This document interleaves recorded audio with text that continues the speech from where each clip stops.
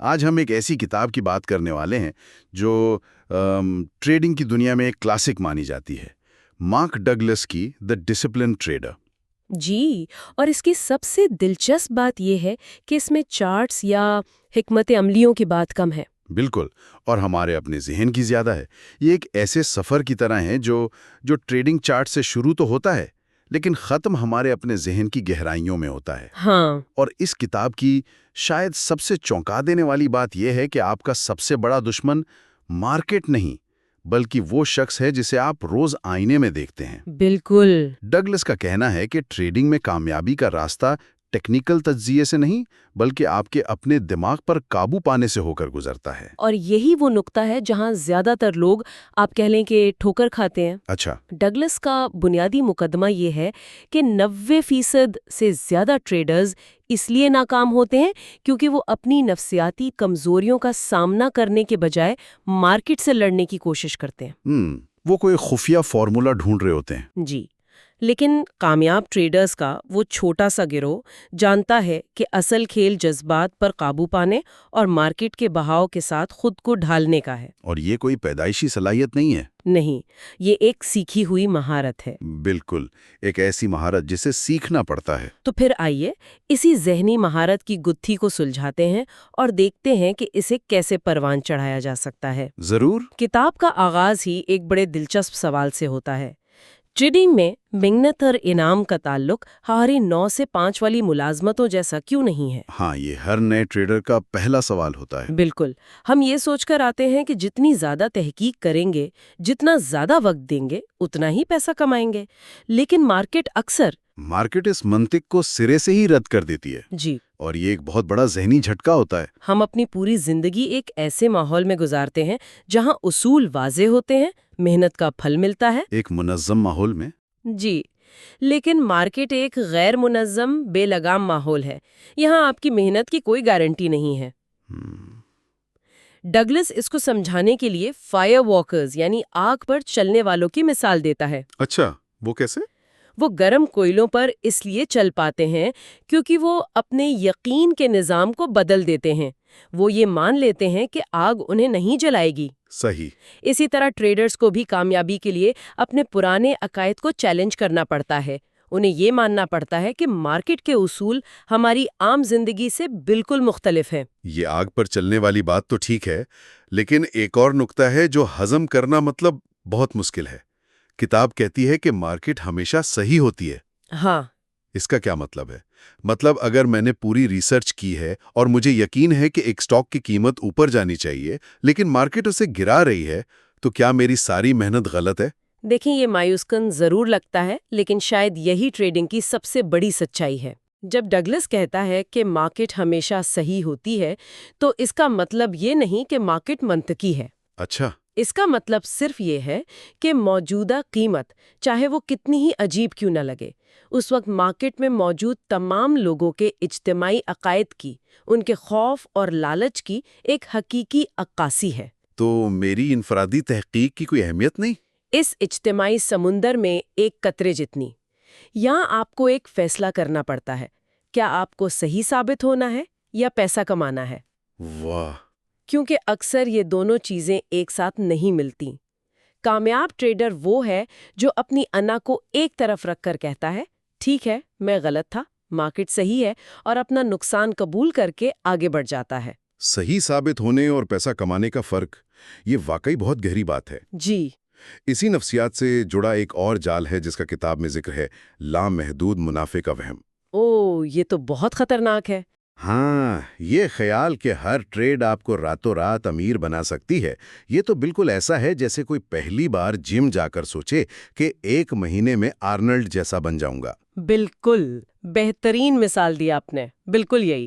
یہ امید ہی آپ کو غلط ورزش کرنے پر مجبور کرتی ہے۔ بالکل، اور یہ لامحدود منافع کا وہم ہی ہے جو ایک ٹریڈر اور ایک جواری کے درمیان سب سے بڑا فرق ہے۔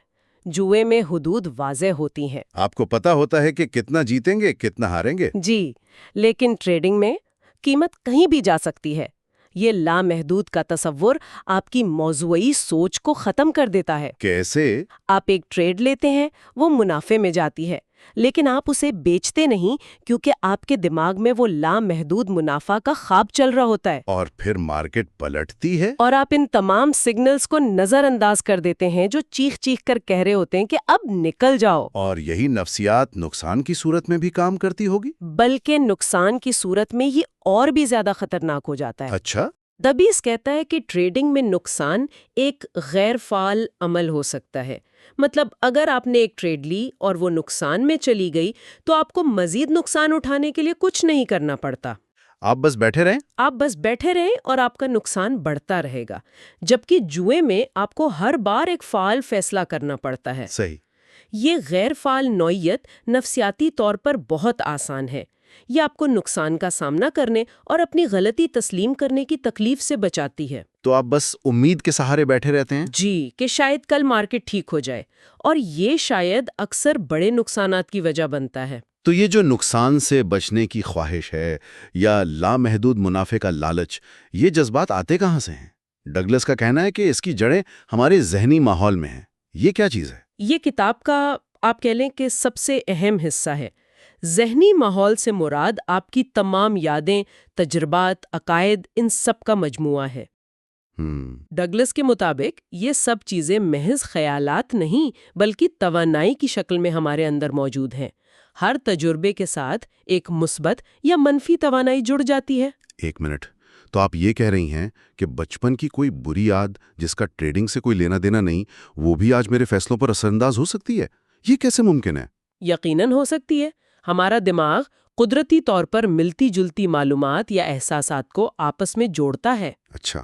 مثال کے طور پر، اگر بچپن میں آپ کو ریاضی کے امتحان میں ناکامی پر سخت سزا ملی تھی تو آپ کے دماغ نے غلطی کرنے کے عمل کو خطرناک اور تکلیف دہ توانائی کے ساتھ جوڑ لیا۔ ٹھیک ہے۔ اب سالوں بعد جب آپ ٹریڈنگ کر رہے ہیں اور آپ کی ایک ٹریڈ نقصان میں جاتی ہے تو آپ کا دماغ اسے صرف ایک مالی نقصان کے طور پر نہیں دیکھتا، وہ پرانی یاد کو متحرک کر دیتا ہے۔ بالکل، وہ اس پرانی تکلیف دہ توانائی کو متحرک کر دیتا ہے۔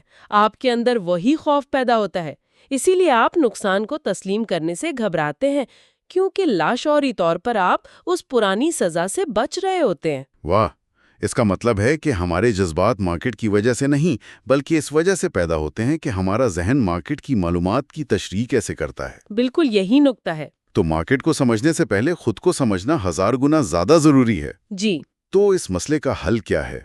کتاب اس سلسلے میں ذہنی لچک یعنی مینٹل فلیکسیبلٹی پر بہت زور دیتی ہے۔ جی، ذہنی لچک ہی اس قید سے نکلنے کا راستہ ہے۔ اس سے کیا مراد ہے؟ ذہنی لچک کا مطلب ہے مارکیٹ کے بدلتی حقیقت کو بغیر کسی جذباتی مزاحمت کے قبول کرنے کی صلاحیت۔ اپنی غلطیوں کو اپنی ذات پر حملہ نہ سمجھنا۔ ہاں، بلکہ انہیں سیکھنے کے مواقع کے طور پر دیکھنا۔ جب ایک ٹریڈر خود کو قبول کرنا سیکھ جاتا ہے تو وہ اس خوف سے آزاد ہو جاتا ہے۔ پھر وہ مارکیٹ کو ویسا دیکھ پاتا ہے جیسی وہ ہے، نہ کہ جیسا وہ اسے دیکھنا چاہتا ہے۔ یہ سب تھیوری میں تو بہت اچھا لگتا ہے، لیکن عملی طور پر کوئی اپنے ان گہرے عقائد کو کیسے بدلے؟ کیا کتاب کچھ ٹھوس طریقے بتاتی ہے؟ ہاں، اور یہی اس کتاب کی خوبصورتی ہے کہ یہ صرف مسئلہ بتا کر چھوڑ نہیں دیتی، حل بھی بتاتی ہے۔ جی، ایک بہت طاقتور ٹیکنیک لکھنے کی مشق ہے۔ لکھنے کی مشق؟ ہاں، آپ 10 منٹ کا ٹائمر لگائیں اور میں ہوں سے شروع ہونے والے جملے لکھنا شروع کر دیں، جو بھی ذہن میں آئے، بغیر سوچے، بغیر رکے۔ جیسے میں کامیاب ٹریڈر ہوں یا میں ناکامی سے ڈرتا ہوں؟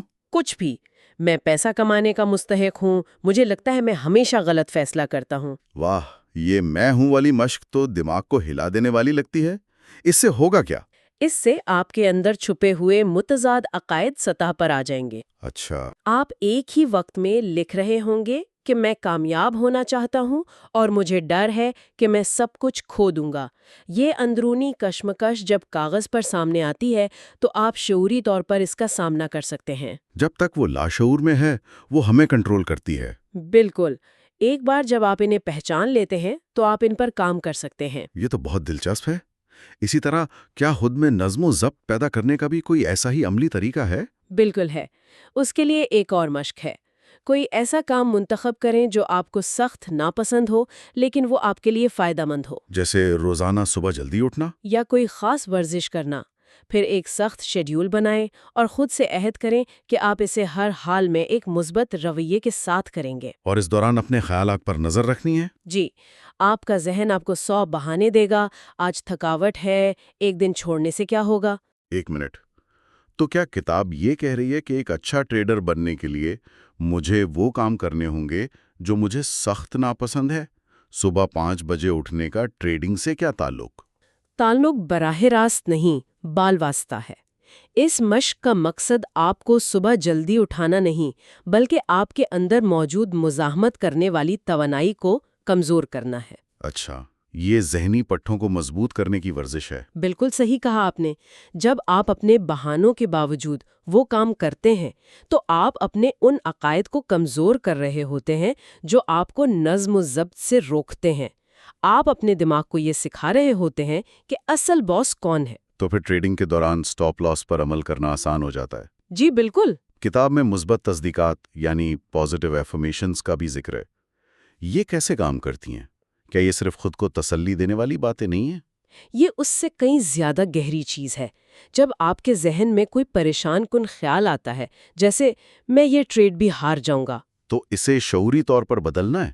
ہاں، اسے ایک مثبت بیان سے بدلنا ہے، جیسے میں ہر ٹریڈ سے سیکھتا ہوں اور ایک نظم و ضبط والا فیصلہ کرتا ہوں۔ جب آپ اس عمل کو بار بار دہراتے ہیں تو آپ لفظی طور پر اپنے دماغ کے نیورل پاتھ ویز کو اثر نو ترتیب دے رہے ہوتے ہیں۔ پرانے راستے کو کمزور اور نئے کو مضبوط کر رہے ہوتے ہیں۔ جی، وقت کے ساتھ ساتھ یہ مثبت تصدیقات آپ کے بنیادی عقائد کا حصہ بن جاتی ہیں اور پھر آپ کے اعمال خود بخود ان کے مطابق ڈھل جاتے ہیں۔ یہ شعوری طور پر اپنے ذہنی باغ کی کاٹ چھانٹ کرنے جیسا ہے۔ تو آج کی اس پوری گفتگو کا خلاصہ یہ ہے کہ ایک کامیاب ٹریڈر بننے کا راستہ تکنیکی مہارت کی گلیوں سے نہیں، بلکہ ذہنی اور نفسیاتی نظم و ضبط کی شاہراہ سے ہو کر گزرتا ہے۔ ہاں، مارک ڈگلس کی کتاب ہمیں یہ سکھاتی ہے کہ مارکیٹ دراصل ایک بہت بڑا آئینہ ہے جو ہماری اپنی نفسیات، ہمارے خوف، ہمارے لالچ، ان سب کو ہمارے سامنے لا کھڑا کرتا ہے۔ جی، اور حتمی بات یہی ہے کہ ٹریڈنگ میں کامیابی کا گہرا تعلق بالآخر خود اعتمادی اور خود کی قدر سے ہے۔ اچھا، ڈگلس ایک بہت گہری بات کہتا ہے کہ ایک ٹریڈر اتنا ہی پیسہ کما سکتا ہے جتنا وہ لاشعوری طور پر سمجھتا ہے کہ وہ اس کا مستحق ہے۔ واہ، اگر آپ کے اندر یہ عقیدہ چھپا ہوا ہے کہ آپ پیسے کے لائق نہیں ہیں، تو آپ لاشعوری طور پر خود کو نقصان پہنچانے والے فیصلے کریں گے، چاہے آپ کے پاس دنیا کی بہترین حکمت عملی ہی کیوں نہ ہو۔ تو آخر میں سننے والوں کے لیے ایک سوچ چھوڑے جاتے ہیں۔ اگر کسی کا ٹریڈنگ اکاؤنٹ اس کی خود کی قدر کا عکس ہے تو اپنی مالی کارکردگی کو بہتر بنانے کے لیے پہلے کہاں دیکھنا چاہیے؟ مارکیٹ کے چارٹس پر یا آئینے میں؟